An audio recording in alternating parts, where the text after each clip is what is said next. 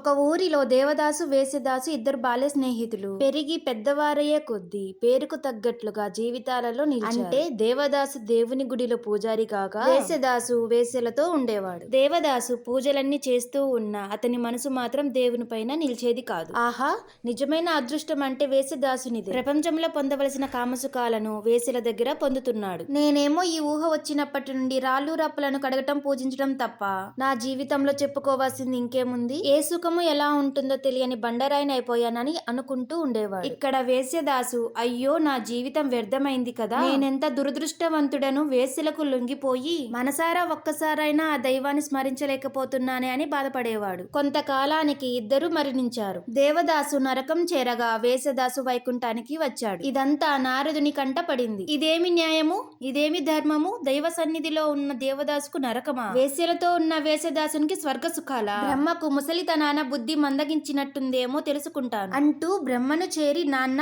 ఏమిటి నీ సృష్టి, చాలా గమ్మత్తుగా ఉంది, ఈ తారుమారేమిటి, చూడు ఏం చేశావో అంటూ తాను గమనించినదంతా నాన్నగారి ముందు పెట్టాడు. అంతా విధిరాత నారద, శరీరాలు కాదు ఇక్కడ మనసు ప్రధానము. దైవ సన్నిధిలో ఉన్న దేవదాసునకు వేశ్య స్మరణ, వేశ్యల దగ్గర ఉన్న వేశ్యదాసునికి దైవ స్మరణ, అతని మనసు నిండా శ్రీహరి నామస్మరణ.